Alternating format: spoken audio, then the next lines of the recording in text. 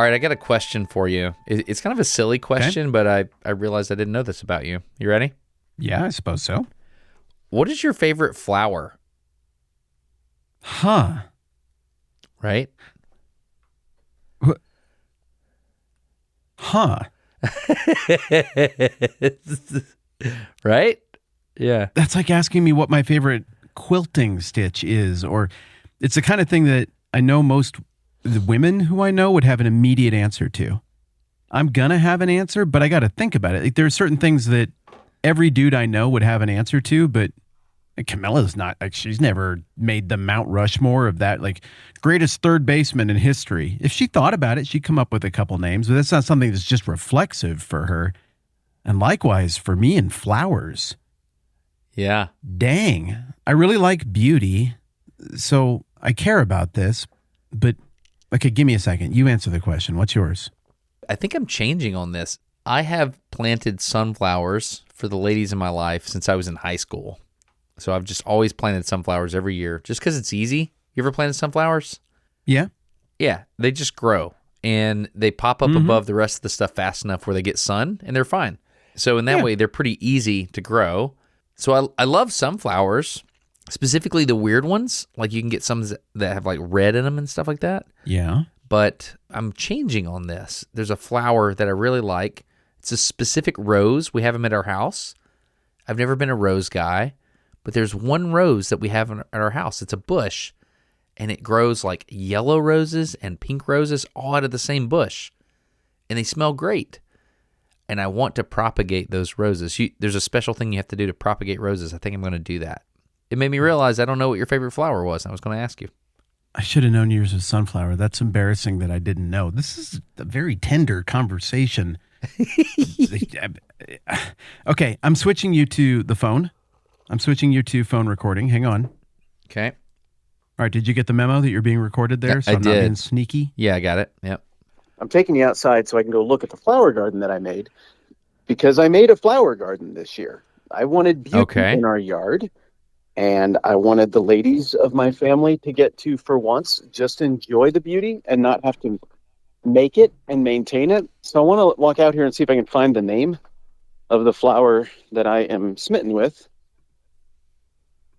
Because if I don't go and actually look for myself, I'm just going to start making up names that sound like flowers, like a chlamydia or a hermaphrodilia. And I know those are wrong, but they sound right. So I'm going to look for these little tags out here. What's so funny is there's a bush out in the front yard, and Tara planted this thing years ago, and it sounds something like that, and I call it the chlamydia bush. Oh my goodness, that's even worse. That's even worse. And so she's like, and so the running joke is like, oh, the chlamydia looks good this year. So it's good. That's why we have so few friends. All right. Okay, here's what I got. I got my little tag here. I'm looking at something that is explosively orange and yellow. It's kind of a round flower, and it looks like the tag I have in there is marigold. And I know everybody's going to make fun of me because they know what that is, but I just started flowers. So this is a little bit new to me. So typically marigolds, you plant those in your garden to, like, I think, I want to say, is it the insect? It's not mosquitoes. Marigolds get rid of pests. I forget which one. It might be deer. Maybe the deer don't like marigold. I don't remember. Well, that would be good for us. Do you have the yellow ones or the orange ones? They're yellow on the outside and kind of orangey as you get toward the middle. Maybe, they look like the colors of the Minnesota golden gophers, like kind of a warm autumn combination. Yeah, you got the two-color thing going on. Yeah. I really like those. And then I'm looking at one here. This is an annual that I planted that I liked because it reminded me, it's pink and it's white. It's kind of striped. It's very uniform in the impression that it gives. And it reminds me of going to Coney Island, somewhere I've never been, but how I imagine an old school, old-timey boardwalk amusement park kind of thing, where you would go and get some sort of confections or concessions on the boardwalk. You got your kids are all wearing their little sailor outfits with the big swirly lollipops, and then you stop, and the guy who makes you the confection, he's wearing something that looks like this flower, this is saying it's a Trixie Berry Daring.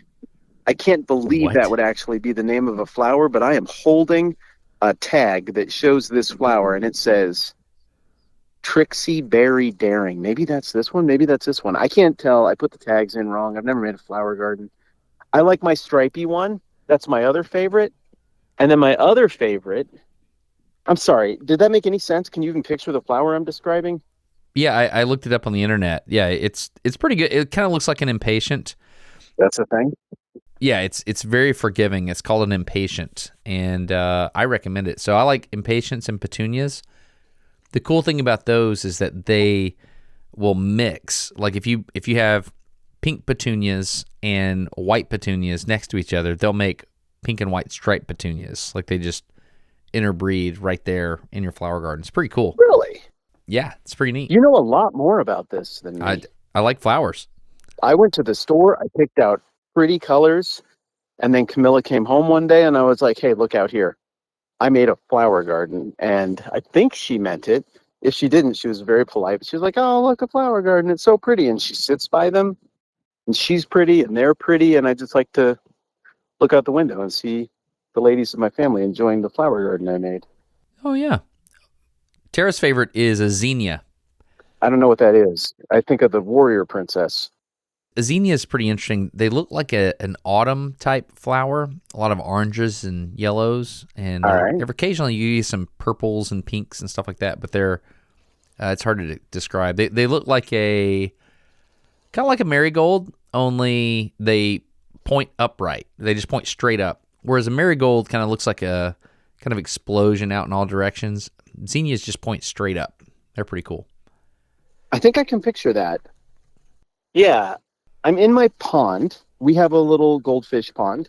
It's modest. It's just a liner with a bunch of rocks, and you can maybe hear the water doing the return on my little pond. This isn't like, You're in the pond? Yeah, I'm in the containment area of the pond. So I made the water returns. One is a waterfall that you can probably hear. The other is like a trickle brook that distributes over a very wide area and slowly goes back down into the water, and it's just like a huge biological filtration area running over all these rocks and surfaces. So I'm standing over the lesser waterfall, and I have a plant that I'm risking getting very wet to get down here and find for you. But this has been my favorite flower all year. It came in a little pot. It looks like a chia pet. It's just like really green, perfect, beautiful grass. It looks like it's plastic, like it's fake. Like mossy? No, like miniature grass. Like if the blades of grass were just smaller on a normal lawn. Yeah. I'm not doing a good job at this, but I'm trying. And this is a perennial. I don't think it's supposed to live in the shallow water of my pond, but it does, and it's doing great. And this is called a Dianthus. Dianthus? Yeah, I think I'm saying that right. And it has little pink flowers that just pop up out of the green grass that is kind of the base of what I have here. Yeah. To me, I love it because it looks fake. It looks like it's so perfect that it's the kind of thing that you could go and buy from some tacky home decor store, except it's actually real, and it seems to absolutely love the goldfish waste because it's sitting right in the middle of the return trickle waterfall. So it just gets this healthy little dose of whatever the fish are pooping and peeing, and it really likes that. So I didn't know the names of any of my 3 favorite flowers, but those are the 3 that I keep staring at and that make me really happy this year. Why did you ask me this? I don't know. I have a favorite flower. Sunflower? Yeah, well, it's this rose now, but I've always liked Lantana, which is the butterfly flower. Do you know what that one is? No. This is humbling. No, I don't know any of these things. Lantana is like it's really fun because you have to look really, really close. It looks like little bitty bow ties. And they call it the butterfly plant because butterflies really like it. Lovely. I just like flowers. I think they're cool. So I wondered if you liked flowers as well. I do now. I've always thought flowers were pretty, but something flipped in my brain this year. And I found myself wanting to cultivate beauty and learn about how to do that. And it's not going perfectly, but almost everything is still alive. And when people come over, they say it looks pretty. I think they socially feel like they have to. I've seen much better than what I've done, but I'm learning. And I just learned the name of 3 flowers, so thank you for that. What were they again? So the Dianthus? Dianthus, yeah. The Trixie Berry Daring. That's exactly it. And then everybody knows, I think, what a marigold is, but I wasn't sure until I looked at it. So, yeah, all good. Yeah, like I said, learning. All right, I'm going to take you off of the recording and switch you back. I'm back inside. Hang on. This call is no longer being recorded. Did you get that memo that it's no longer being recorded? Yeah. I recommend trying Impatience one year if you have those where you are. I don't even know if they sell those there, but Impatience, if you just plant them and once they take their roots take hold, they'll just explode. They just get really big. And it's like a big flower bush. It's really cool. So I recommend trying that. You can get red ones and white ones. You and I have very, very different growing seasons. I'm at altitude, not crazy altitude. I'm not quite Denver high, but we definitely have to think in terms of mountain plants and a little shorter growing seasons. So I'm going to kill a lot of stuff before I learn how to do this. Oh, yeah. And I have made a note, click, right here, of these Impatience. Mm-hmm. Is it just like how it sounds? Like impatient, but I just looked it up. Apparently there's no impatient? T at the end. Impatiens. Impatiens. So I always thought it was impatience, but it's impatiens. They're easy. If you and me and Bob Claggett and Barnaby Dixon ever start like a doo-wop quartet, I think I'd like to be called the Four Impatiens. Or just the Impatiens. A doo-wop quartet. Women in their 60s swoon. I don't know, dude. It's just I think about these things. I think you'd be great. I really do. You've got a better voice than people know. I think I've made a mental note that I want to get this flower and then maybe we start a doo-wop quartet someday. We don't have to. Okay, great. Thanks. Oh, well, I was hoping you'd be like, no, Matt, that's a good idea. No, don't say that. Maybe we do have to, but that's fine. That's fine.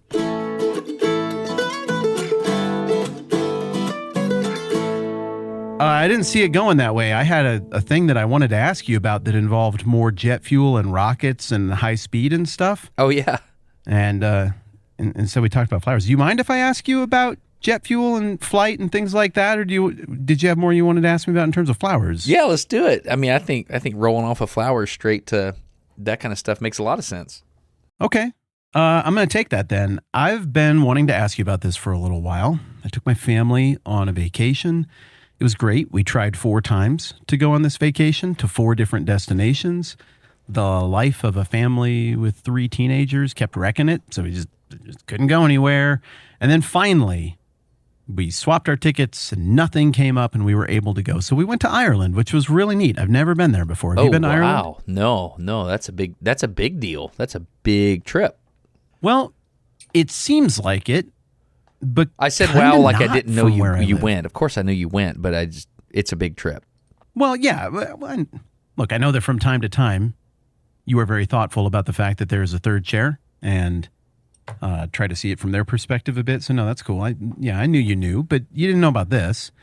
The trip from Minneapolis to Ireland is so dang fast. Would you have guessed that? No. Like it's just nothing, airplane, dude. Airplane ride? Yeah, like 6 hours. No, it's not. It's nothing. It was so fast. It was slower on the way back.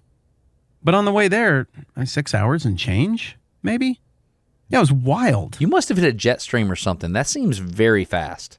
I don't know. I mean, it was what it was. I think they quoted us like 7:10, and we got there much quicker than that. So I'm drawing a picture of the globe here, right?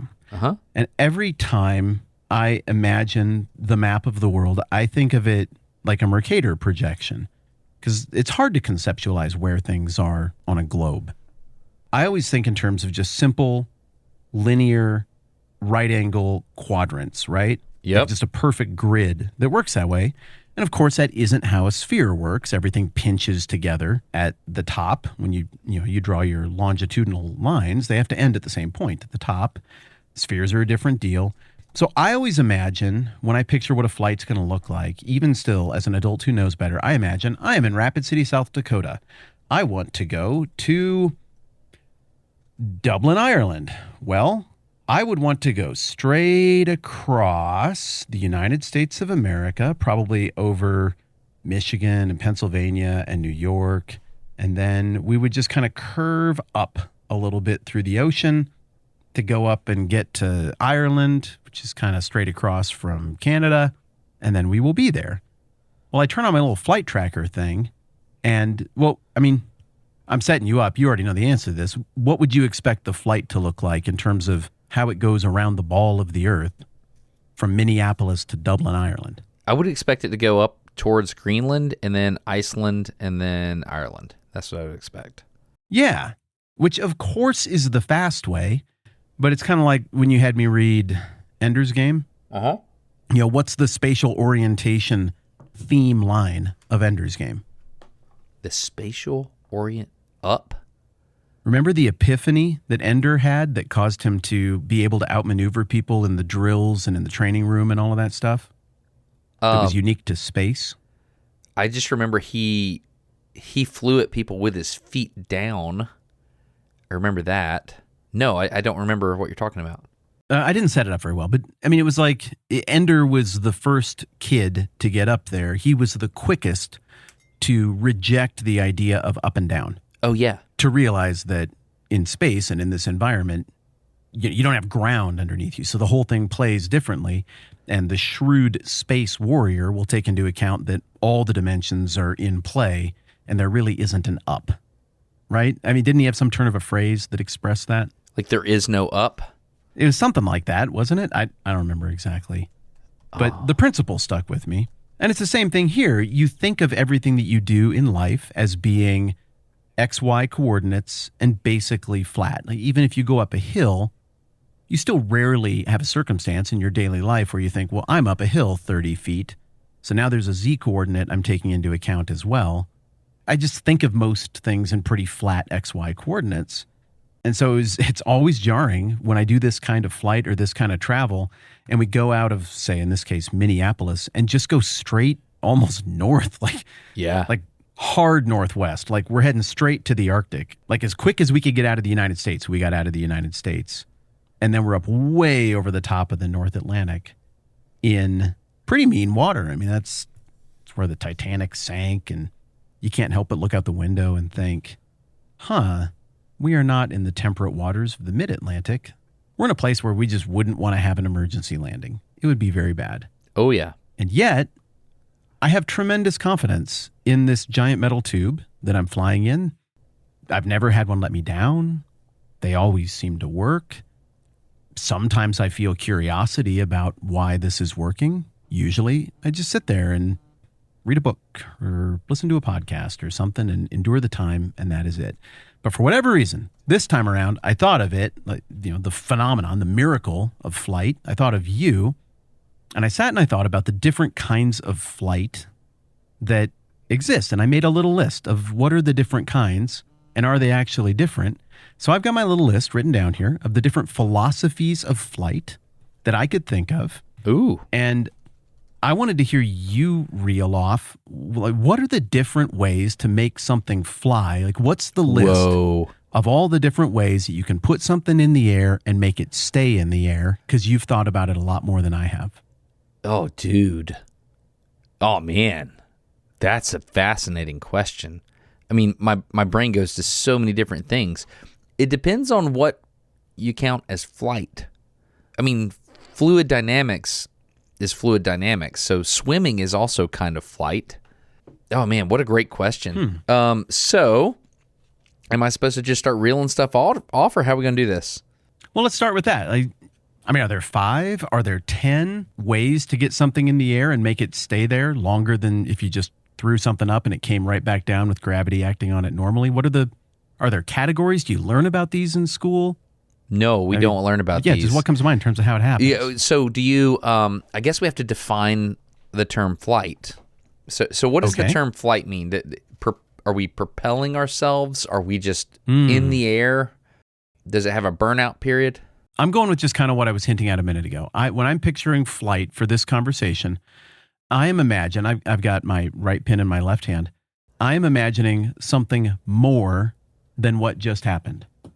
That pen was in the air for no extra amount of time beyond gravity acting upon it. Okay. So was that flight? Yeah. But really, I would consider that more just falling. Like there was no meaningful augmentation, maybe at some microscopic level in terms of resistance as it came down because there's a little bit of surface area to the pen. But to me, that would be not flight. That's just falling. Flight being staying up there longer, either in one place or covering ground. Dude. What do you think of that as a starting point? Sure. You have given me a gift to think about this. I mean, this is such a fun thing. The warm water bidet? No. Yeah, you did give me the warm water bidet. No, but like the ability to think about this in a way that I haven't before. So, okay, let's start here. So back in the day, I'm talking hundreds, thousands of years ago, whatever, people looked at birds and they thought to themselves, hey, that bird's flying. That's cool. And so I think one of the first things that we would say is there's a flappiness that happens. Like birds can flap and fly.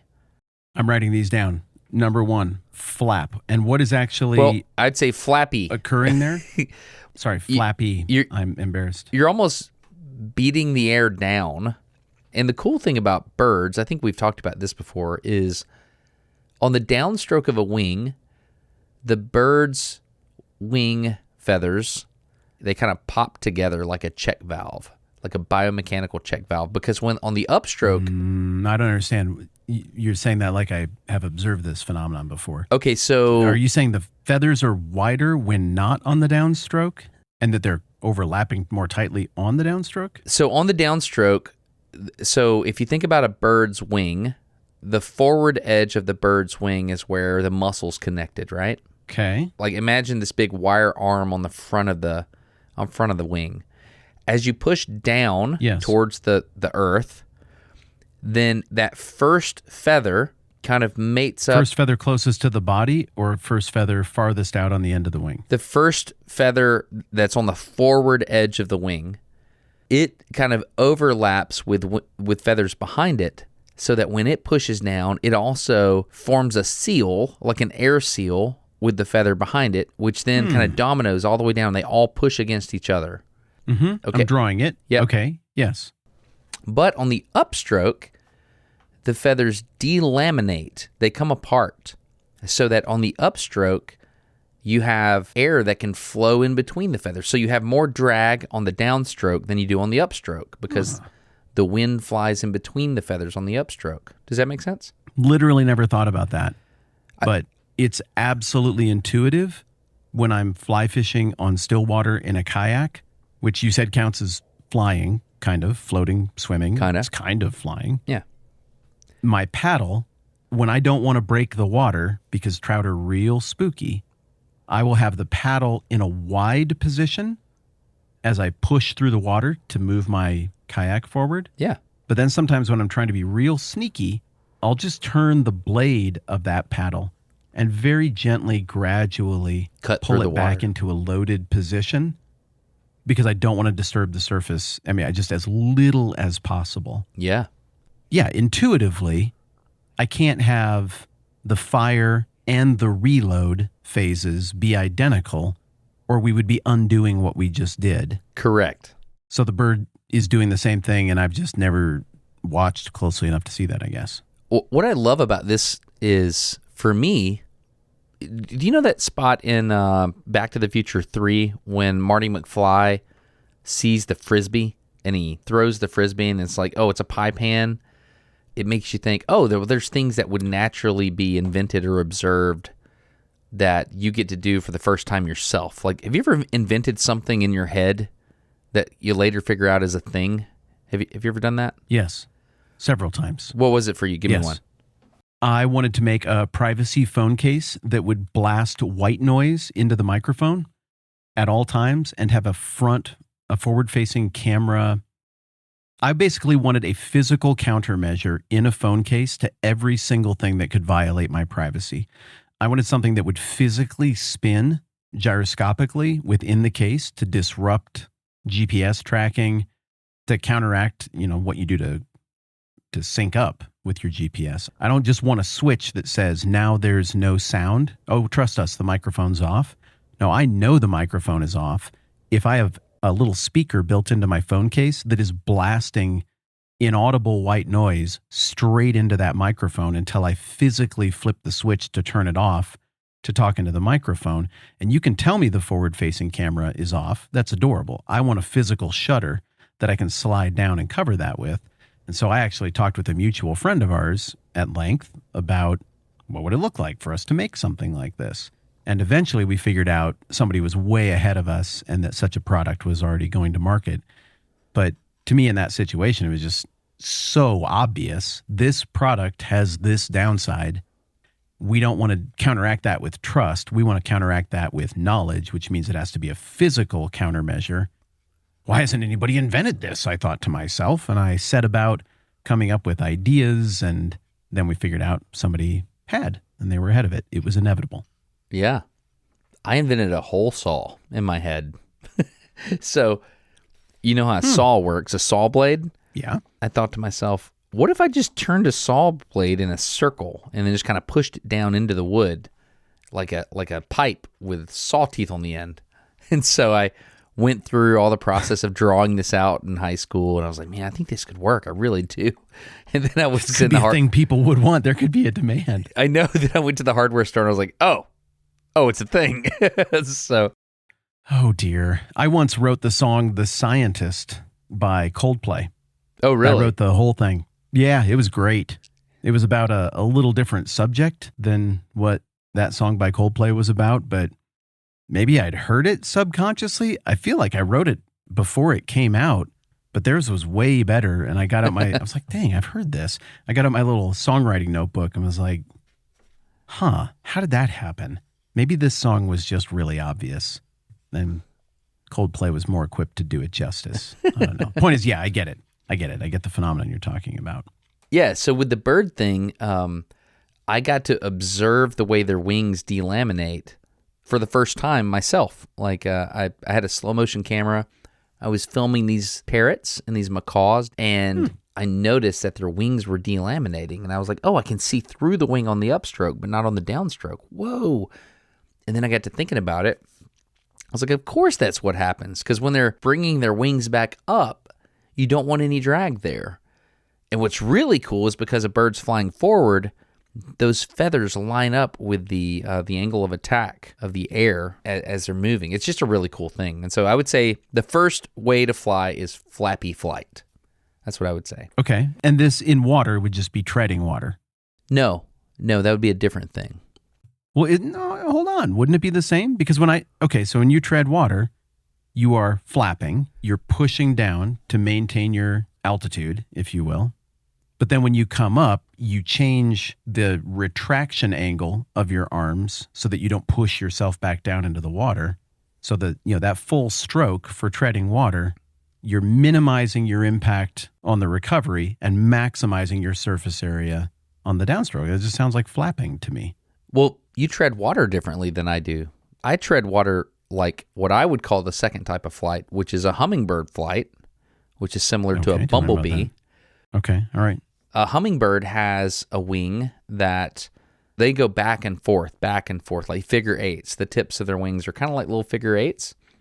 They push forward and then back, forward and back. But as they do that, they angle their wing so that they're always pushing down. The air is always pushing down. Yep, this is better. You're right. Yep, I see it. So one of the most expensive, in terms of energy, one of the most expensive forms of flight is hovering. Hovering is very expensive in terms of energy. Because you don't get the advantage of tack? You don't get the advantage of lift because of your forward momentum, your forward flight. Sure. Okay. Does that make sense? Yes. Basically just flip my example horizontal. But yes, I see what you're saying. You sail into the wind. It's like lift, right? You're trying to get that unfortunate wind to encounter your sail at a certain angle so that it creates certain turbulence around the sail. that somehow moves you forward even in a challenging condition. It's different than sailing with a tailwind, right? When you tack into the wind. Yeah. Sailing is something that I've always been blown away by, but it's something that's very, very complicated. And I have a lot of respect for people that know how to sail. I don't, but I think it's fascinating. No rhyme. Yeah. But the hummingbird thing you're saying then is very, very expensive, which is why they're like the Flash and they need unbelievable amounts of glucose, sucrose, sugars, quick burning energy to keep that crap up. Yes, exactly. So I would say those are two different things. Flight, normal bird flight, and hummingbird flight, two different things. Okay, before you do the third, the hummingbird, okay, Flappy, no problem. I don't know. Do we have a vehicle that flies in a flappy way? Maybe some of those whimsical early attempts at flight? Yeah, ornithopters. That's what they're called, ornithopters. And is an ornithopter like what they fly in Dune? I don't know. I haven't watched Dune. Because I think of that as being more like a dragonfly or a hummingbird, the vehicles in Dune, and not Flappy.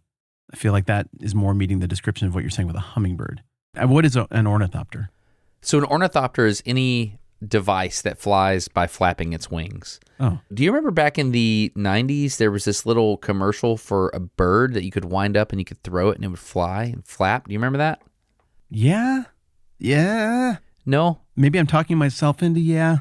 I think so. I can picture the toy. I don't remember the commercial. I just always wanted one. I just remember watching this commercial and being like, that'd be the coolest toy ever. You wound the little bird up and you throw it and it would flap and fly. It had like a garbage bag wing. Really cool.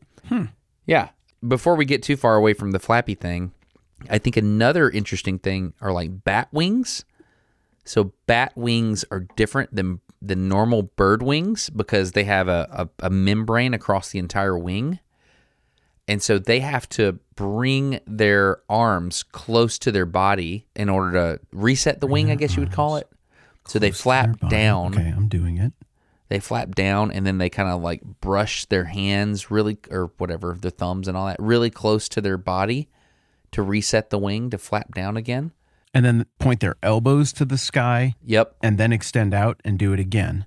Yep. So this is the way dragons are portrayed as flying. And like the new How to Train Your Dragon live action that one's a little more whimsical. Maybe the dragons in Game of Thrones, that kind of seems like how they take off. The elbows are by the ribs.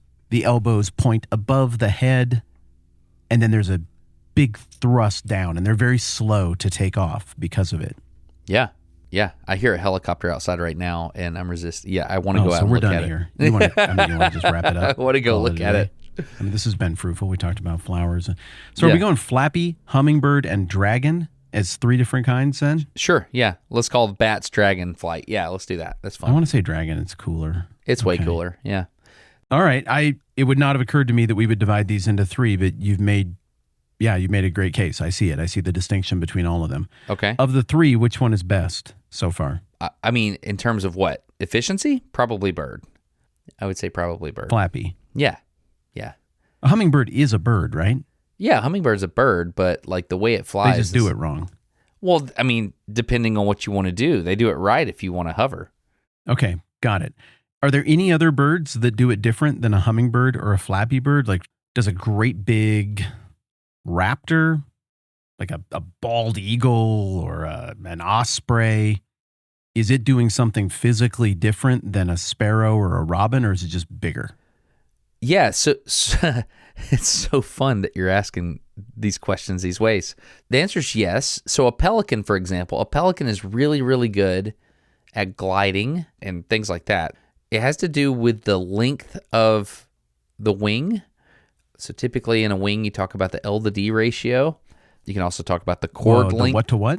The length to L to D ratio. That's what I've always called it. The L to D ratio is the length of the wing. Okay. For the chord length is the other distance. So CORD chord. L to D is what a lot of people call the lift to drag ratio. You think of the chord length, which is the distance between the front of the wing and the back of the wing, and the number of multiples of the length of the wing.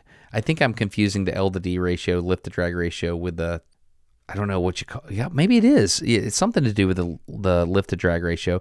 Basically, if I have a really, really long wing, then I can soar and glide better, but I'm not maneuverable at all.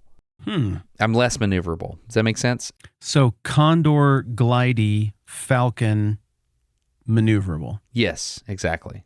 Huh. Yeah. So a seabird that has to go way, way out, you're going to have a longer length of wing, a bigger surface area, because the glide is going to be more important. Whereas little hunters that are buzzing in and out of forests or trying to pick stuff off, in the prairie, rocks and grass and all of that, they're going to want that shorter, quicker, like galleons versus privateers kind of thing. Exactly. So whereas a falcon is going to be like a super high-speed maneuverable thing, you're going to get the big old pelican gliding type birds. They're really good at just going super, super long distances. And then you've got soaring like an eagle, like I'm just going to throw my wings out and I'm just going to kind of glide around. I'm just going to, you know what I mean? I'm just going to I'm just looking around till I see a rabbit, and I'm going to jump down and get it, that kind of thing. But they're less flappy and more soary. So is soary? It sounds like we're apologizing Canadians. Right yeah, now. No, it does. Is soary different than flappy, or just bigger? Does it get its own category? I think or are we it's still bigger. Just at flappy hummingbird dragon. I think it's still flappy. We're still in flappy, but I would say gliding is its own category. So a glider, you can. I did this in Germany one time. I went to this university, Karlsruhe University in Germany.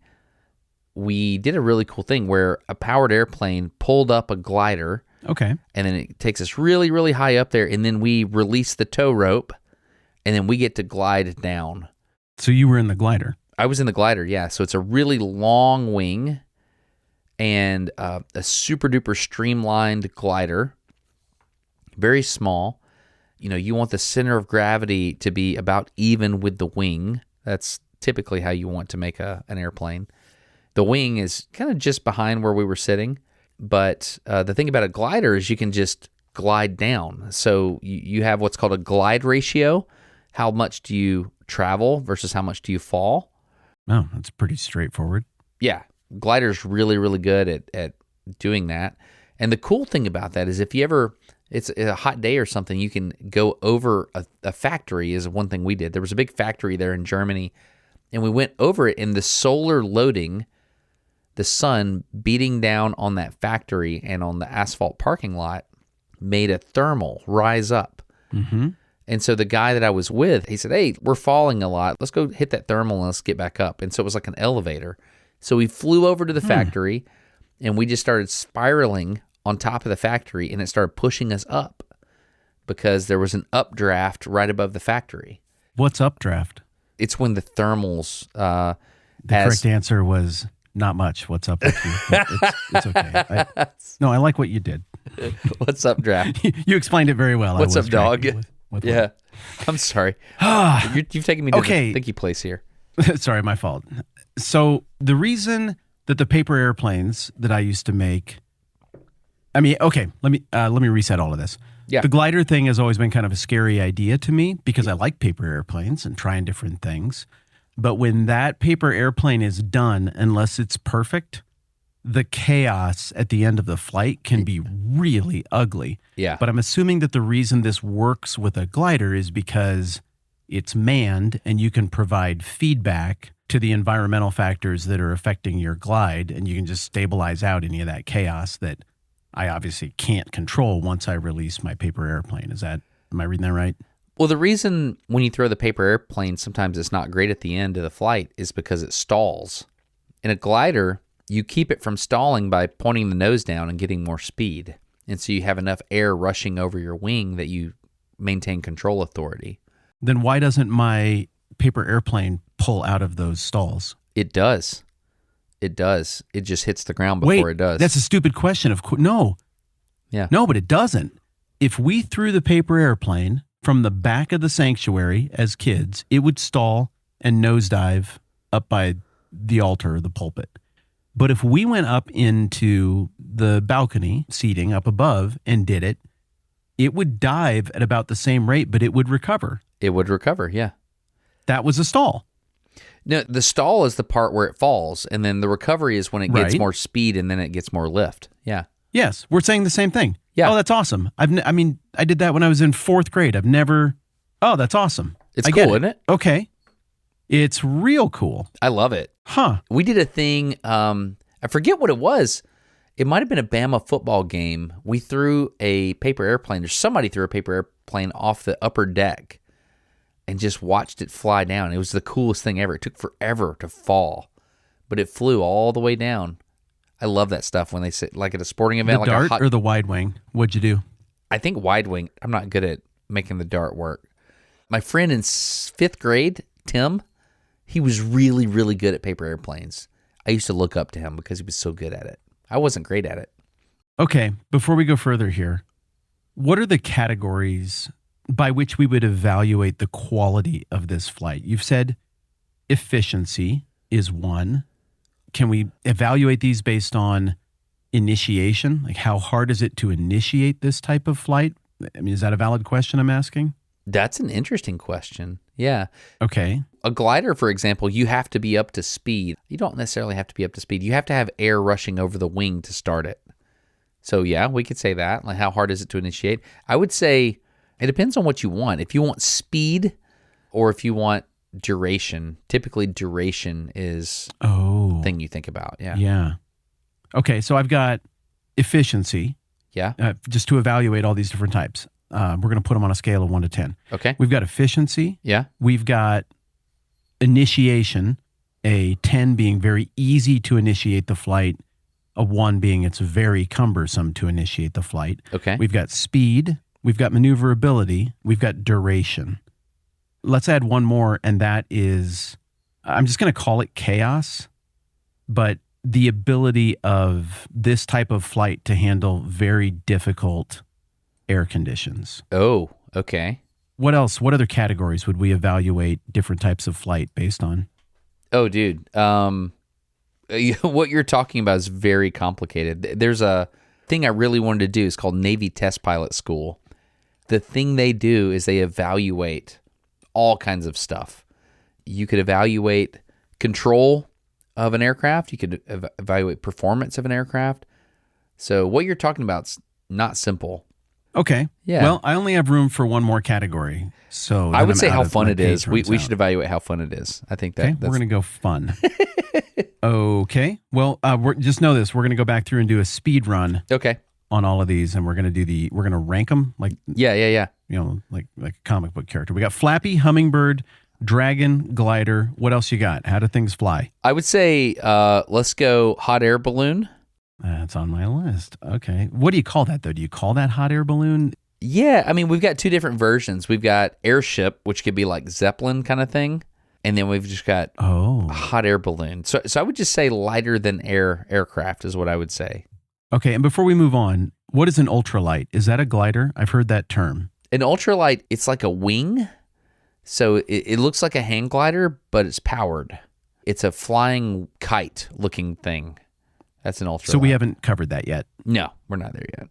Okay, I'm going to keep that on my list then. All right, but I can scratch off hot air balloon. Okay, how does hot air balloon work? I mean, I think I understand. Yeah, hot air balloon's awesome. Give me the quick version. Yeah, quick version is you heat up the air. When air gets hotter, it's less dense. And so the air inside the balloon is less dense than the air outside. And so for the same reason, cork floats because the volume it's displacing weighs less than the volume of water that it's displacing weighs more than the cork itself that pushes it up to the top because there's a buoyant force there. And so I would say a hot air balloon gets pushed up by the air around it. That's how it works. It kind of floats on air. I picture a hot air balloon being a certain size. Yeah. Would it be possible to make a smaller hot air balloon that could transport a person if you had a material that was lightweight enough that would allow for a much greater heating of the air without melting or deteriorating? Or is there something about it has to be that much air, and once you reach a certain hotness, it doesn't provide any additional lift? Yeah, I mean, I'm imagining the lightest volume would be no air. And so I'm imagining a futuristic hot air balloon lighter than aircraft that was a vacuum. But I know of no material. Why hasn't that been done? Because 1 atmosphere of pressure is because the containment crushing. material has to be very strong. It would have to weigh too much. Yeah, exactly. But well, then that's not going to be possible in our atmosphere with our current no, it's not materials that we can create a vacuum with, because they're just, for every amount of size you go up to make the vacuum bigger, your containment stuff is going to weigh that much more. It's just never happening. But maybe on some other planet, maybe you could do vacuum-induced flight. Yeah.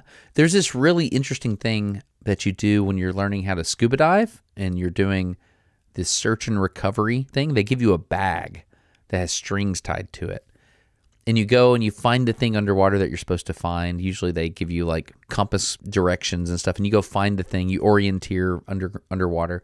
You go find the thing, and then you tie it to the strings, and then you take your regulator out of your mouth, and you blow some air in the bag, and then the bag just floats up to the surface. It's really cool. It's really fun. It's the same thing except water, but it's really fun. Yeah, I would say hot air balloon / airship. Like the Zeppelin, the Hindenburg used hydrogen. But we're putting that in a different category, or is airship and hot air balloon, let's just put them in the same category. Yeah, it's about the same thing. All right, I'm putting airship next to it. We got Flappy, hummingbird, dragon, glider, hot air / airship. What else? I would say propulsive flight. Typically, you would have a propeller or a jet engine. There's two different things there. A propeller is kind of like carving through the air, and there's a wing on each side of the propeller that is pulling you through the air. It's using lift on the propeller to pull you through. The jet engine's a little bit different. It's kind of blowing you. It's kind of like pushing. Then I think those are different. You do think they're different? Yeah, I think they should go in different categories then. Okay, so we'll call it... Dude, how the heck do you spell propeller? Unbelievable. I am literally writing a book for publication that theoretically people will read, and I can't figure out how to... Just call it prop flight. P-R-O-P-E-L-L-E-R? Propeller or propel-or? It's E-R, yeah. How do I not know? E-R, thank you. Sorry, that's... Let us admit our mistakes and our ignorance to each other. This is how we grow and learn. There you go. Okay. So it's a propeller flight. Propeller cuts through the air, but does nothing without wings, because the wings are what provide the lift then. So that's why kids with the little propeller beanies, they don't ever get lift. They don't ever fly away. Yeah, it's right. So I would say... I've solved it. You got the propeller flight, and so the wings provide lift there. Does anything like that happen in nature? Not that I'm aware of. Because I would think like an oak seed falling and spinning. A maple leaf. That's a maple seed. Or that's like, thank you. That's like a helicopter. We're not there yet. But in terms of forward momentum cutting through the air, anything in nature? I don't know of anything. You could argue that a squid kind of uses jet propulsion. You could argue that. Mm-hmm. I don't know. I don't know of anything like that. No. It could happen. Okay. Oh, yeah. Yeah, we could say this. Like a sperm, for example. It has a flagella on the back. And so it's spinning. It's like a spinning motor on the back. Different types. Protozoa? Yeah, different bacteria that have little motors that spin, and the flagella will kind of beat the air or the fluid that is propelling through. So that would be, that is a spinning motor, isn't it? Nice get. Yeah. Nice get. Yeah. I could say that. Well, that like that bacteria thing. You did the video on the flagellar motor. Yeah. It had a reverse brake on it, right? Am I remembering that right? It did. Yeah, it was a very interesting thing. It almost had a transmission on it. It's pretty cool. And that exists on a propeller as well, right? Like you don't want that thing. Not really. So on a propeller, different aircraft, you have what's called beta, which means you can vary the pitch of the propeller. It's a variable pitch propeller. All right. A lot of propellers, like a Cessna 172 or something, it's just a fixed pitch propeller. That's what I picture. Yeah. Okay. But you have some that can actually vary, which is really cool. So you can optimize that angle based on your altitude and cut through the air. It's really cool. Man, there's a lot that goes into flight. I haven't sat and thought about all this. That's pretty cool. I'd like to ask that guy that pugilist who fought Indiana Jones on the runway when they were running from the Nazis. I'd like to ask him what kind of propeller was being used on that plane that they had there. Yeah. I don't. Seems like he got a real close look. I think that was fixed based on how it played out. I'm going to say that one was fixed. That's funny.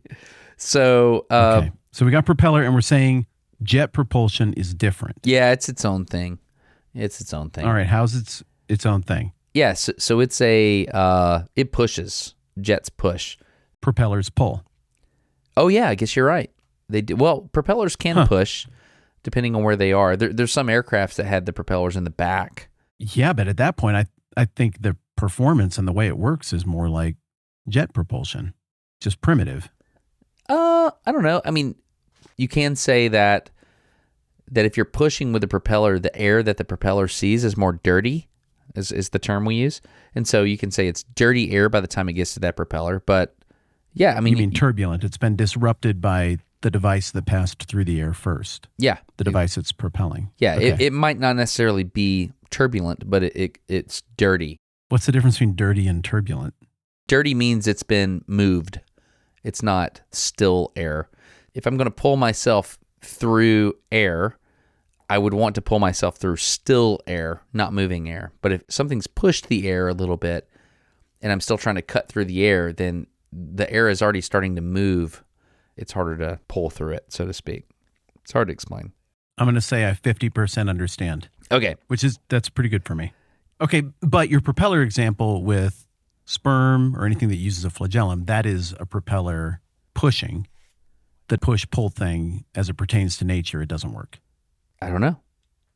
I guess a propeller... Right? I mean, that little flagellum whipping around yeah, on microscopic life, that's pushing. Yes. But most things we make that have a propeller on them, usually it's pulling. Most but of the your time. initial impulse was right to say it's not a hard and fast rule. Yeah. But jets always push, right? I don't see how that could work any other way. I think that's safe to say. Yeah. Jets are pretty straightforward. You have these engines that provide thrust out the back, and then you rely on some kind of wing to provide lift to keep the object in the air. And so you're really dependent on forward momentum in order for a thing flying with a jet engine to work, to stay in the air. You're really depending on forward flight. Yeah, so this is the palm of your hand out the window when you're driving. Yep. Obviously, Yep. the forward momentum is false. It's being provided by the vehicle. I mean, understanding all of those distinctions, but when I give that just a little bit of reveal with my fingertips, whoo, I feel the air get under that and we want to go up. It's just that instead of the car creating the air resistance, the jet is initiating that from the vehicle itself. Yeah. I think that one's pretty easy to picture. Yeah, I think so. Okay, in nature, does anybody do that other than a squid? I mean, I don't know. It might. But a squid's all I know about. There's got to be something. There has to be something that does this. Okay, but we thought of an example. That's pretty good. Yeah. I'm putting it down. Squid. Yeah, that's pretty good. Okay. All right. Is helicopter next, or you got something else in the What about airplane style flight family? What about kite? Are we going to say a kite? Does that count? Yeah, do it. All right. How does that work? It's tied to the ground, but it just has lift. Like you're depending on a wing that has drag, and the string provides the orientation of the wing. So I would say kite feels like flight. You know, let's go fly a kite. Yeah, for sure. So I would say that's Yeah, pretty not cool. even just because of the saying, but it meets, you said, how are we going to define flight? I might not be giving you the correct definition, but I gave you the operating one for this conversation, and I think kite satisfies that. So sure. But kite is just as simple as hang out resistance and let nature do its thing. There's no... Yeah. I mean, you're not really providing much of anything other than just something for nature to hit. Yeah. Right? Yeah. It's pretty cool. Okay, so what does that in nature?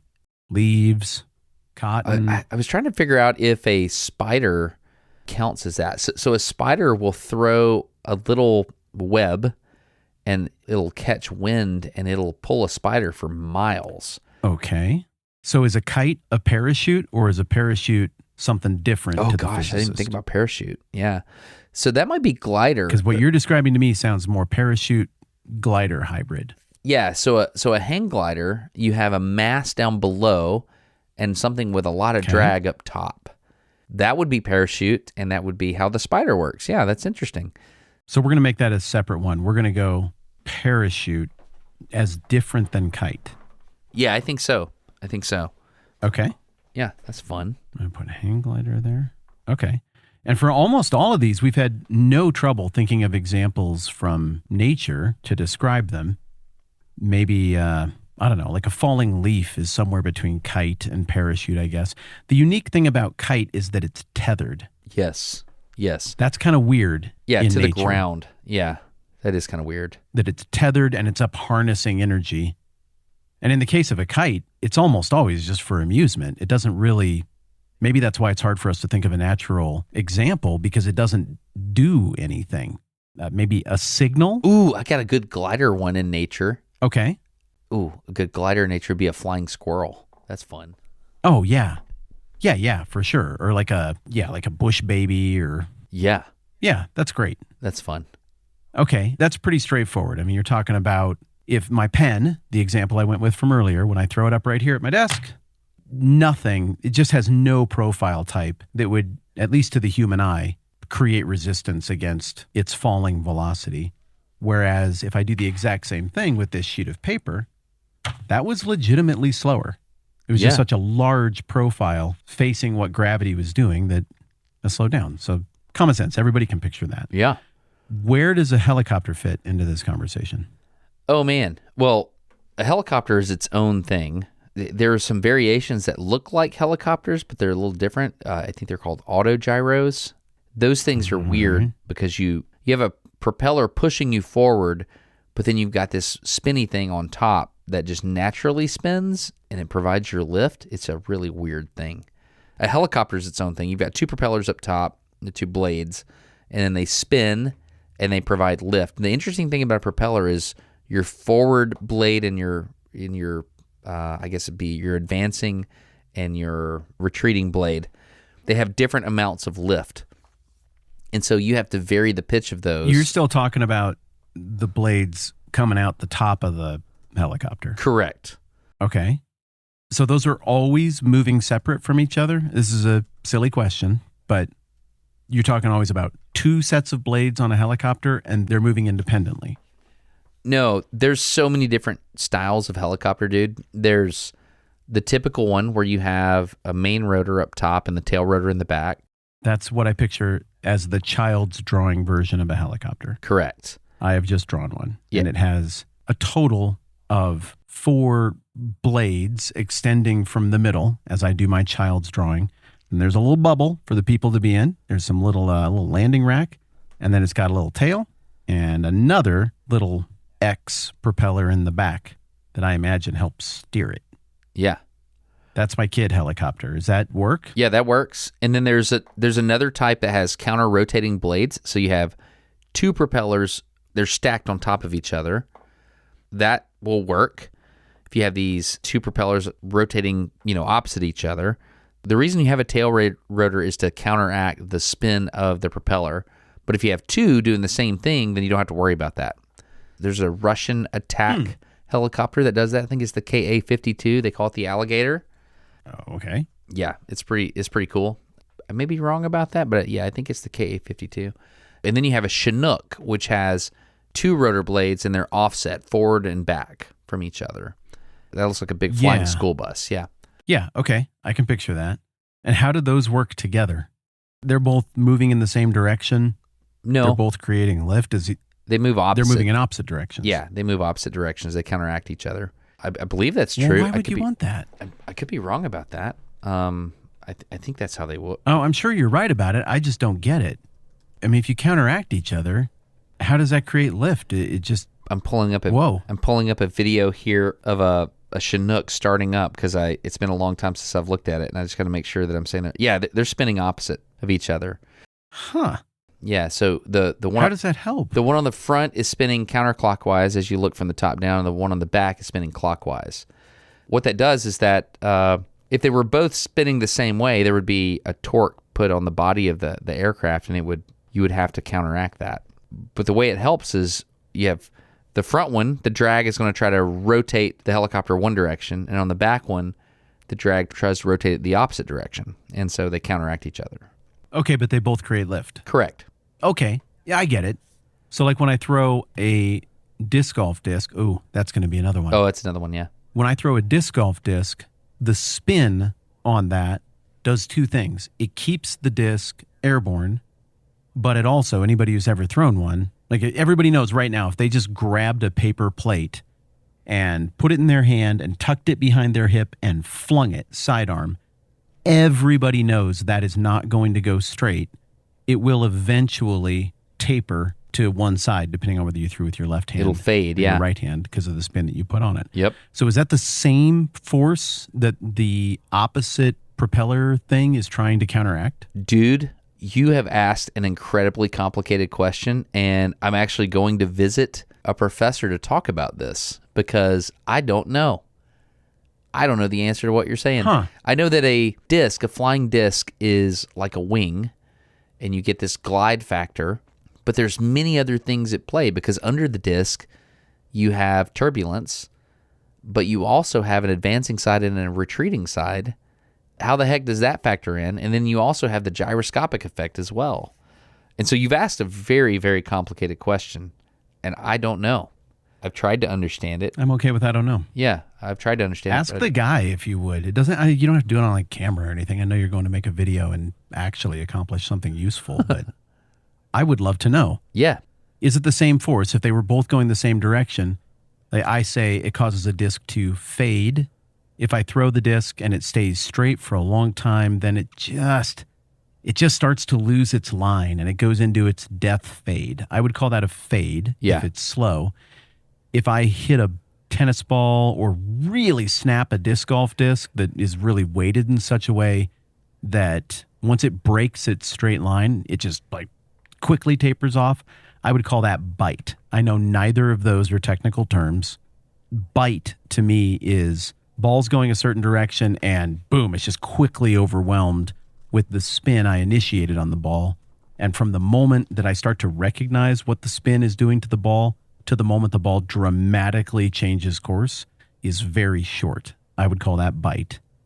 If I get just an unfortunate little bit of slice on a tennis ball and it holds, but then it just starts to fade late in its flight and ends up a little bit out of bounds, I would call that fade. So I am wondering if the helicopter, if a Chinook, if they were both spinning the same way, would it just cause like instant bite? Or would it just be an efficiency matter where it keeps wanting to fade? And so you're having to battle against that all the time and it burns fuel and it's hard on the machine. The whole thing would just rotate. The whole helicopter would just, it would just pivot.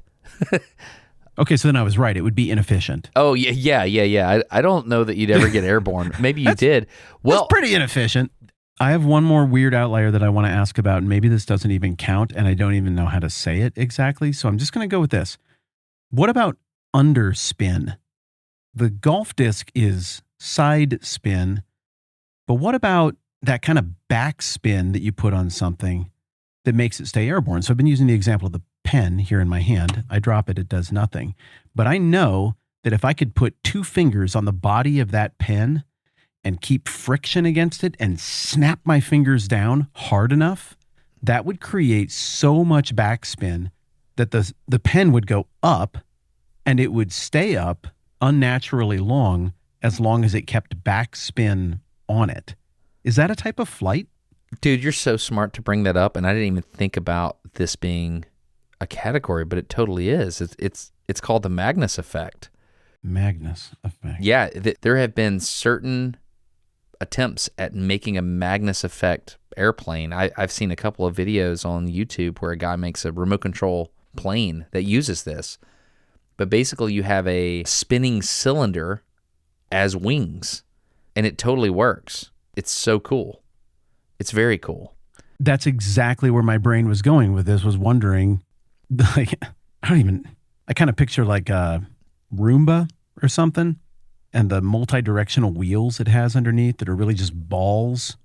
And then the balls have a pin that runs through a sphere. You know, there's maybe a pin that runs through the sphere.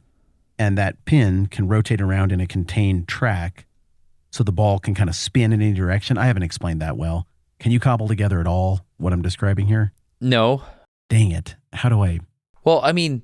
just picture an omnidirectional wheel that's somehow mounted into something. Yeah. That rolls using an omnidirectional wheel, however you would design it. Okay. I know how to design it. Okay. But I was thinking, what if, I know that if I snap under something like that, it gets backspin and goes up. I can make a wiffle ball rise several feet over the course of 30 feet of flight simply by taking my hand, almost like I'm doing I'm the sneaky serpent hand. My hand is a snake. It's a snake. Holding it out in front of me and just whipping my palm down so the ball snaps off those fingers. Yep. I can make a wiffle ball because it's light enough and is flat enough to the air. I can make that actually go up. Would there be a way to tie that into something that could transport a person safely, that you could maneuver and control, that could create lift like that for longer than 30 feet? It's an outlier. It's weird, but that's exactly what I was picturing, is this kind of plane thing that you're talking about this guy making. 1000%, man. That's totally a thing. I wouldn't have thought about that, but yeah. I've actually seen some designs for new sailboats that instead of a sail, they have a large rotating cylinder. And that rotating cylinder, I don't quite understand how it works, but just imagine a cylinder poking out of the boat, and somehow they rotate those and they're able to get propulsion out of that. I don't quite understand it. I really quite don't understand it. I'm not even close. Yeah, I mean, that piques my interest, but to me, that just sounds like a different kind of sail, not something that would employ the Magnus effect, but I've never seen it. I can't visualize it. I can't think of anything in nature that uses what you're calling the Magnus effect, what I sloppily called underspin. I can't think of anything that does that flies predictably or safely. So I don't know. It doesn't seem like this is a very useful idea. There's probably seeds that use the Magnus effect, not like the spinning maple seed, but like as it falls, it rotates. I bet that exists. I've seen leaves do it. I've seen leaves fall to the ground and they've moved quite a long distance because of that. So I bet it's a thing. I just don't know where or how. I have one other thing about the helicopter thing I want to bring up. We talked about having these propellers that counter-rotate, right? Yeah. Some drones like a 4-propeller drone. Sure. They have 4 corners that have propellers on them. They have variable speed. If you have variable speed on those propellers, then you can change the attitude of the aircraft like that. And I think that's a really cool thing. How is attitude different than altitude? Attitude is the angle. Okay. Altitude is how high up you are. Attitude is just the angle. Roll, pitch, or yaw. So I didn't even think to bring up drones. Well, I mean, I did think about it, but I just immediately lumped it into helicopter. Yeah. Does drone get its own category? No, it doesn't. Not at all. Okay. Nope. Okay. Oh, there's one more type of flight that I absolutely love. Are we counting golf disc, or does that go into one of these categories? Sure. Yeah. Yeah, let's count it. Why would I'm not asking as a favor. I'm trying to get it right. Yeah. Why not? Golf disc? Okay. Does anything do golf disc or helicopter in nature before we move on? I'm thinking like a spinning disc. Yeah. I don't know. I don't know about that one. What about volcanic explosion with a shale or slate or rather flat piece of rock that got launched? That is nature. Yeah, that's nature. It would perform like a golf disc to some, because a golf disc performs like a skipping rock. Uh-huh. It's just the water exaggerates the spin you put on it so much. So if you get it just right, you can use the water to correct the fade and the bite. Yeah. But unless it's perfect, it will exaggerate the fade or the bite. Does that make sense? Yeah. That's my observation. Tell me if I'm wrong. I think I'm with you. I'm not 100% sure I'm with you, but yeah, why not? Let's go for it. Okay, let's go. I didn't explain that very well. Okay, all right. I get it. I can't think of anything helicoptery that goes up. I can think of helicoptery things like, you're talking about the maple seed that slows it going down. Is there any kind of helicopter flight in nature to make it go up? I don't know of any. I don't know of any. I think that maybe that raccoon suit in Mario Brothers. Yeah, that might work. Spins real fast. Yeah. Okay. All right, that's all I got. Okay, all right. You said there's one more. You've got rockets, of course, but there's this one thing that's in between helicopters and rockets that I saw one time. I can't find it on the internet, but it's like this festival, and all these people have this big ring, and it's got these blades on it like a helicopter, and the blades have rockets on it. And you get all these people, and they like start spinning it like a merry-go-round, and then some brave villager lights off these rockets that are connected. Have you ever seen this video that I'm talking about? Not at all, but I can. You're doing a great job explaining it because I can picture exactly how this looks. It's the coolest thing I've ever seen, ever. And so basically you've got all these villagers like not wearing shoes, and they spin this merry-go-round thing that's like balanced on the center hub. And then like I said, somebody lights these rockets, and then it starts spinning up. And when it gets going fast enough, the blades of the helicopter bite the air, and this thing lifts off the ground, dude. And it goes straight up. And it's a combination of rocket power and gyro power and helicopter blade lift. Without a doubt, the coolest thing I've ever seen. It's some kind of festival. I've tried to find the video online. I couldn't find it, but I told myself, I was like, I don't know where this is, but I have to go see this festival. So does that count as, okay, acknowledging that's ridiculously rad. Oh, yeah.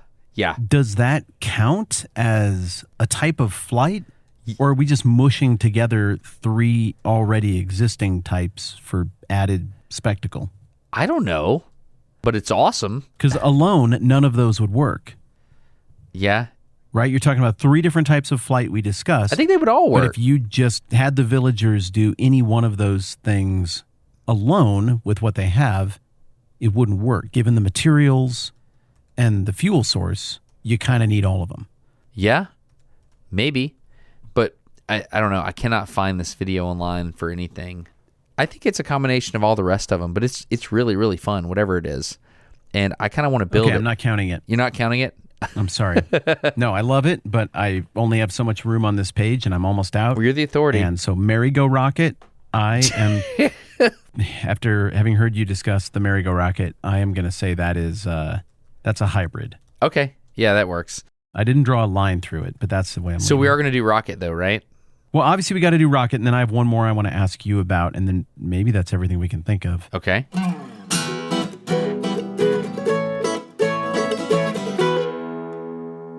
So how is rocket different than jet? So rocket, I guess what you could say is jet uses oxygen from the environment, from the atmosphere, to combine with fuel in order to burn. A rocket carries its own oxidizer with it. Okay. A rocket has a completely different thing. It basically has oxidizer and reducer built in together. It works together to... You can actually use it in the absence of atmosphere. That's why it's so important for rockets to work in space. But that's more of a fuel question, not a flight question, because like we could put, it would still be a glider, the example you gave of a glider.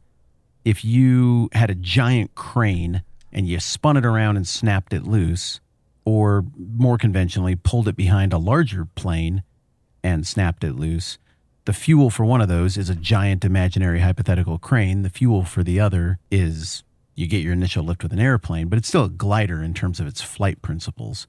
How are the flight principles of a rocket different than a jet-powered plane? Okay, so, oh gosh, we didn't even think about a pulse jet, which would be the V1 that the Germans used in World War II. What the heck is a pulse jet? Yeah. So I would say that it depends on where you're operating. If you're traveling through a working fluid like air, then if you're firing a rocket, for example, the X-15 was a rocket plane. It was the fastest thing. It's like a Mach 7 airplane, which is crazy awesome that happened. It was an airplane, but it was basically a rocket. So the propulsion was a rocket, but it was an airplane. It had lift. Didn't need much, but it had lift from the wings. A rocket, okay, typically you're pushing so hard, like the thrust to weight ratio is so high that it doesn't really matter. Lift isn't really a thing anymore. You just kind of push wherever you want, and that's where you go. Why do they have fins then? Is that steering? Yes. Stability? Yes, exactly. If you're in the atmosphere, you want fins to stabilize you. You want the center of pressure to be behind the center, or this, depending on how you look at it, center of drag, center of pressure, whatever. You want the center of pressure to be behind the center of gravity in order to stabilize. For the same reason That's why you have fletchings on an arrow. Well, I guess we went to the exact same thing. Yeah, exactly. So you would not need fins on a rocket in deep space, and you would not need fletching on an arrow. You don't need fins on a rocket in the atmosphere if you're pushing correctly. Like, think about most rockets that you see launch off the pad at the Cape. Most rockets don't have fins.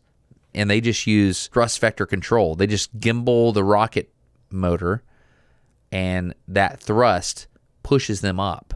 And especially where they're going up and the target isn't in one full atmosphere. Right. You can pretty much just brute force your way through the initial component, the initial part of the flight, where the fins or the fletching would be important. Yes.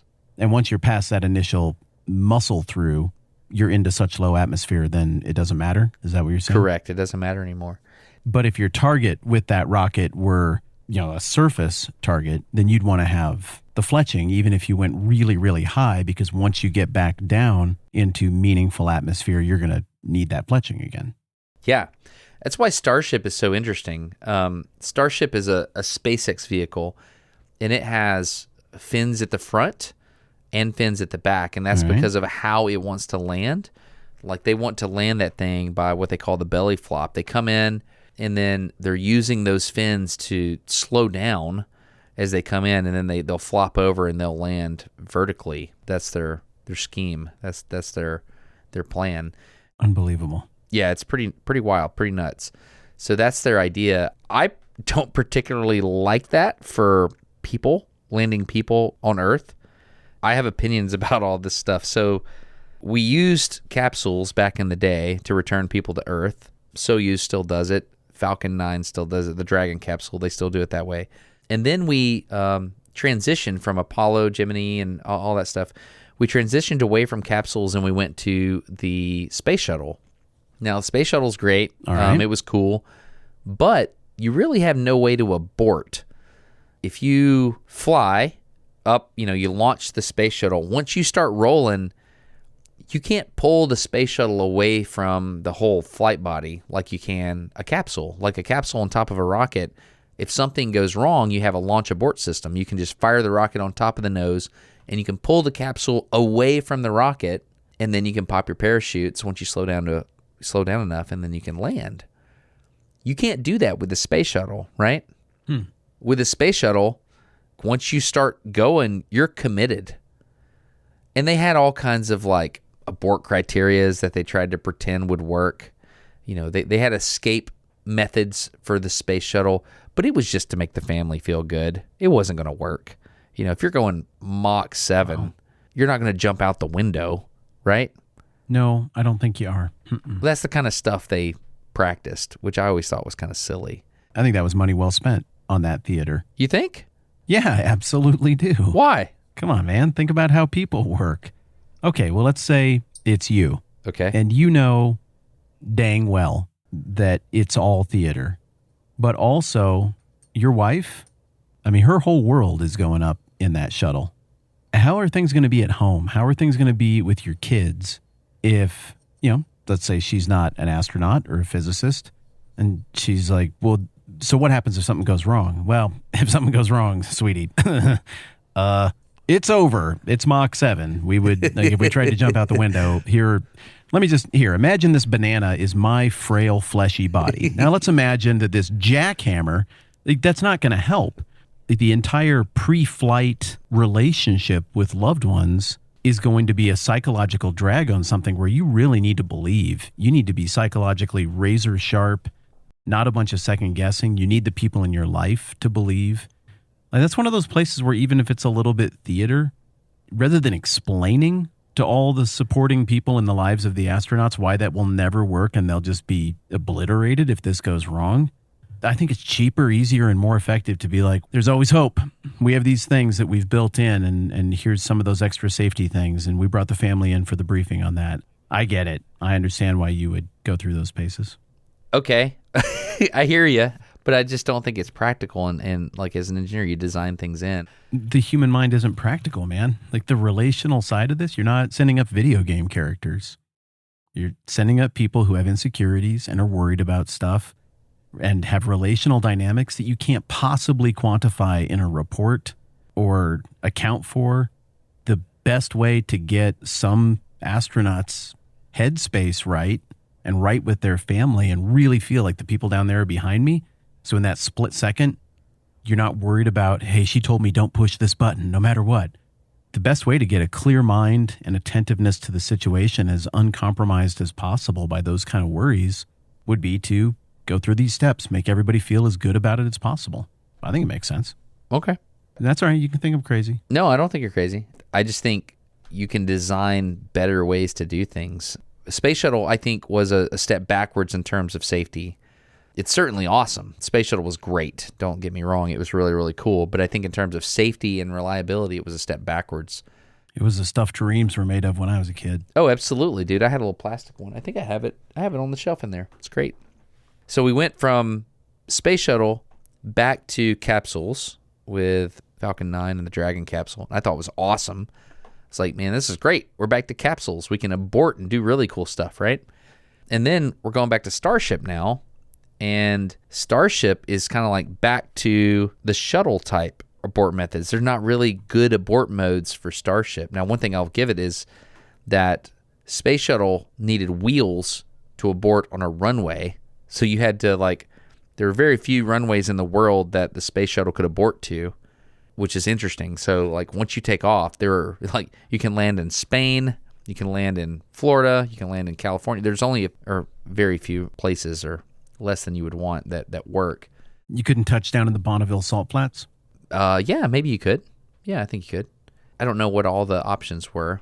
Starship, because you can land vertically, you can land almost anywhere on Earth, I would assume. That was solid. I had not thought about that as an advantage. That makes a ton of sense. That is an advantage, but it requires a crazy maneuver before you do that. This belly flop technique is loco, man. And so you got to do this belly flop technique that's very, very difficult to do. But if I was to argue for the belly flop, I would say, oh, yeah, our flight control computers can handle that. You can hand wave it away.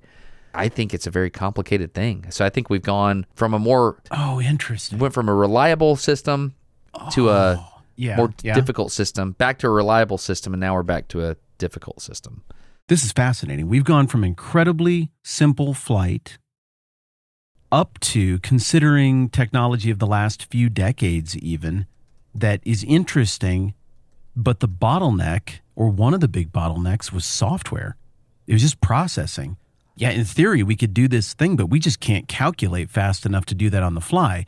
100 human minds on board with punch cards just can't run those numbers quick enough or input quickly enough to make those kind of micro adjustments. We simply can't process the data quickly enough. Whereas what you just described to me with these new landing mechanisms and all of these ideas, it's physically maybe been possible for a while, but now we're getting to the place where we have the processing power that you can actually pull this off. And so it's the ones and zeros behind things. It's the invisible world of knowledge and quick thought that is opening up new physical possibilities that maybe could have worked, but you can't keep it stable. You can't make it safe because nobody can think that fast. Yeah, it's interesting stuff. So Artemis is set up, or the Artemis program is set up so that we will return astronauts to Earth. Hold on. I love the way to you, you're like, yes, obviously. And to me, that's the first time that's ever occurred to me. It was really nice of you to even give me that sentence fragment hand wave that you gave me there. But to me, that is a brand new idea that it just never occurred to me. So yeah, to me, that's rad. And I'm going to go ahead and be in awe of that. You don't have to because you've done it for a living for your whole life. But dang, that's pretty cool to me. I have a friend, he and I go back and forth all the time. I think it's important for people to be able to train to land on Earth and land on the moon by hand. And he's like, "You're a moron, Destin. We're not going to do that. It's all flight control computer stuff now." I was like, "Yeah, but I still want to be able to abort to a manual solution." He's like, "Well, you're stupid. That's not going to happen." And I can't say that he's wrong. Yeah, but did you see Space Camp? Yeah.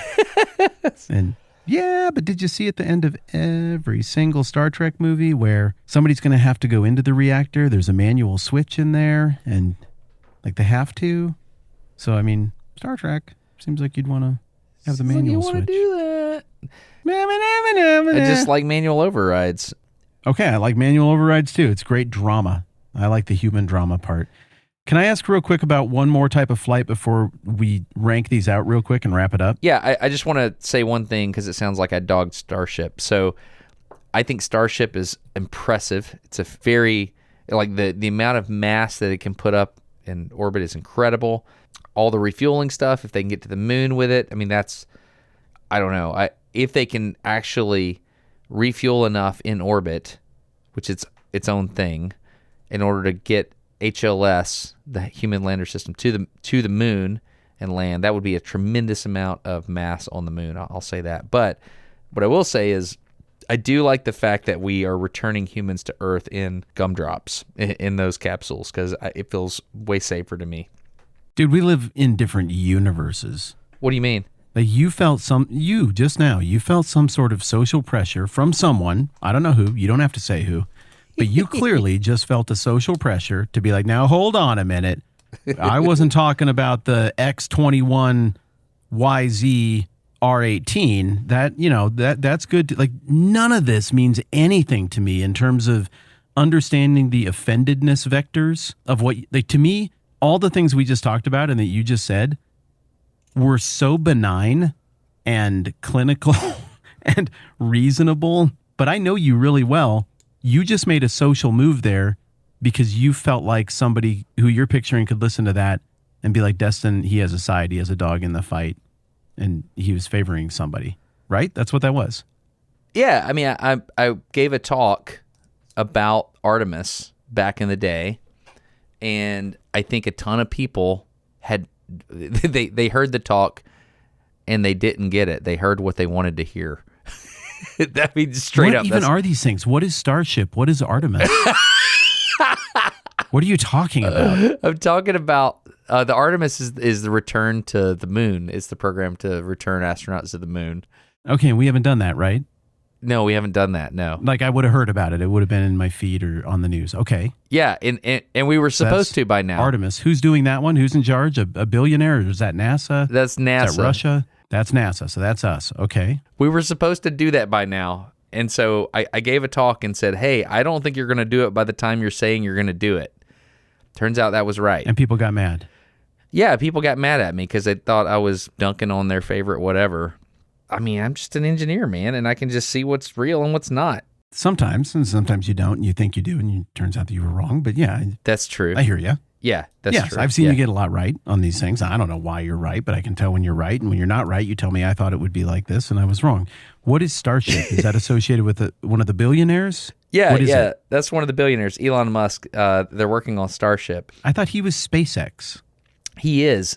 Starship is a rocket made by SpaceX. They've done a really amazing job developing a lot of stuff for that. It's incredible. A lot of good engines, a lot of really neat stuff. It's weird because when I look at the system, it seems to be optimized for low Earth orbit, for releasing a lot of mass to low Earth orbit.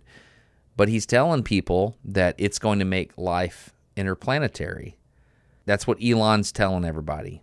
That's what he wants, and that is interesting to me. That's very interesting, but I'm sitting there looking at it, and I'm like, okay, it's going to make life interplanetary. All right, what does that look like? And so, I don't know. I think if you want to make life interplanetary, you should be able to go to the moon, right?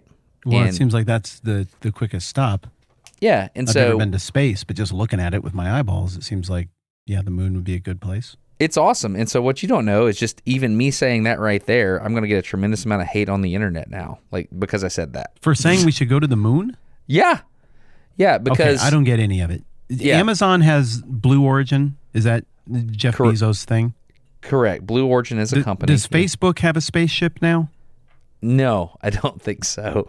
Okay, so they're not doing that. So he's No. not in on it. No. What no. about Microsoft? Do they do space? No, they don't have a space thing. No. Okay, cool. Got some other things to conquer first.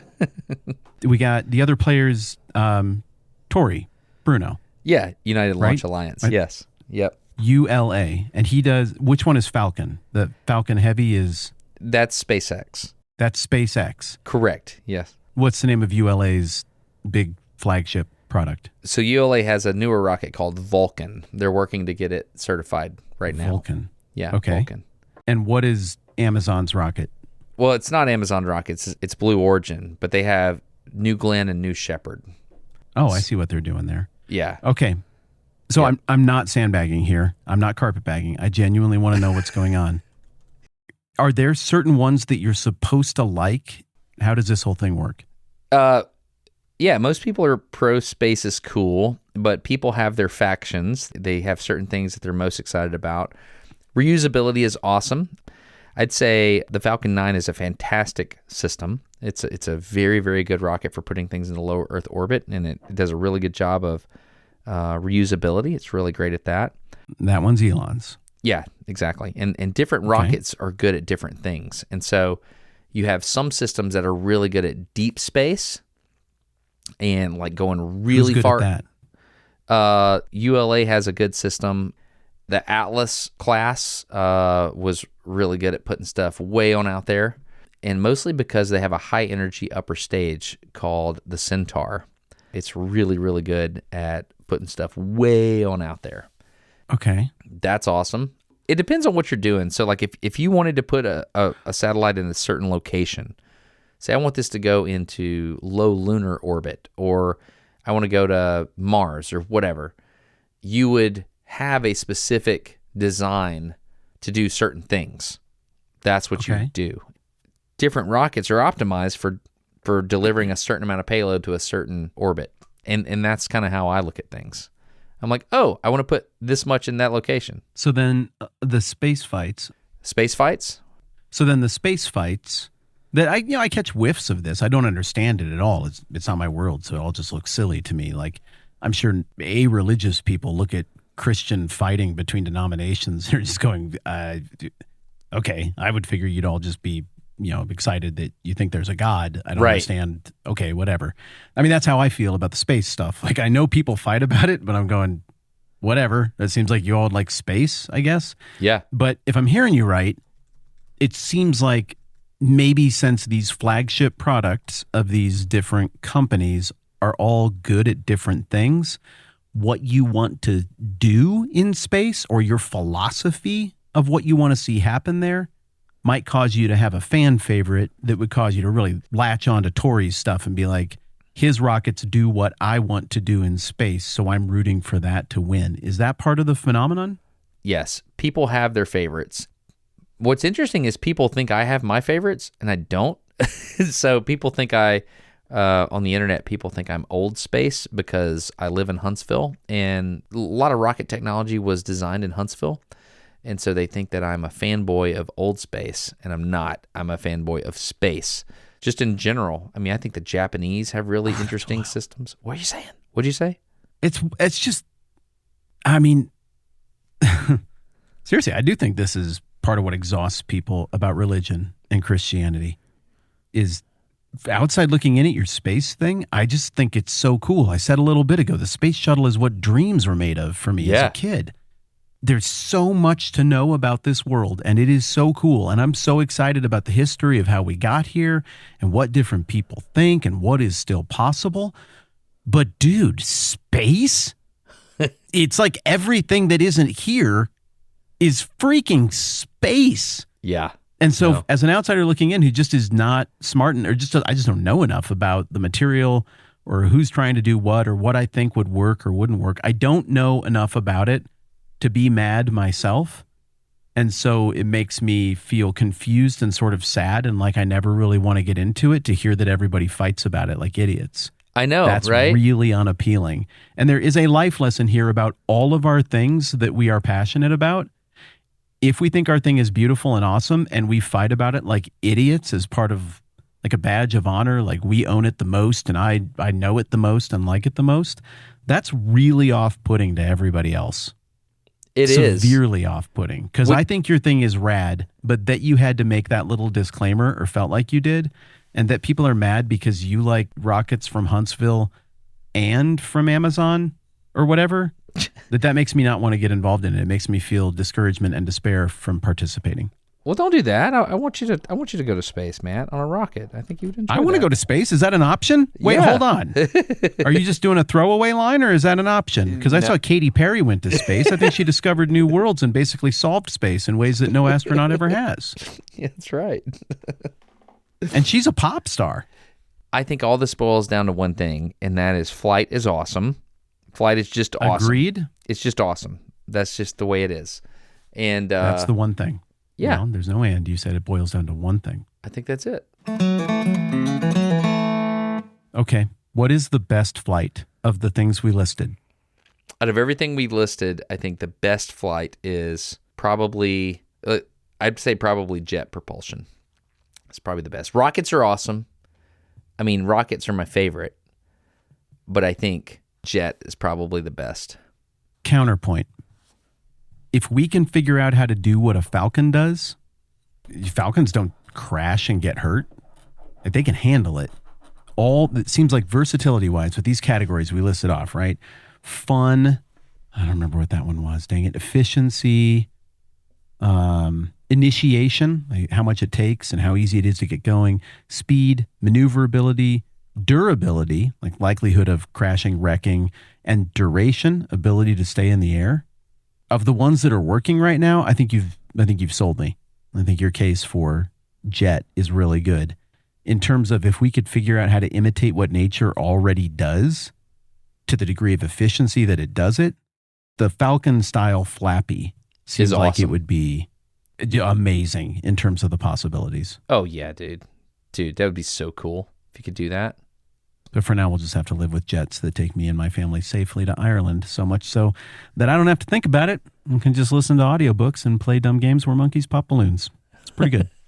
That's great. Yeah, thanks for gaming it out with me. I was sitting on that plane and thinking, well, how many of these are there? And I started to come up with more than 3, and then I was like, yeah, this gets into the realm of Destin. So thanks for humoring me and walking me through it. Yeah, thanks for talking about it with me. You taught me things I had not thought about before. You made me think about things in ways I hadn't thought about before. It's fun, man. Fun indeed. I like your flying things. All right, buddy. I'm going to let you go. We got stuff to do. Have fun, dude. Thank you. I really appreciate it. High five. Later, pal.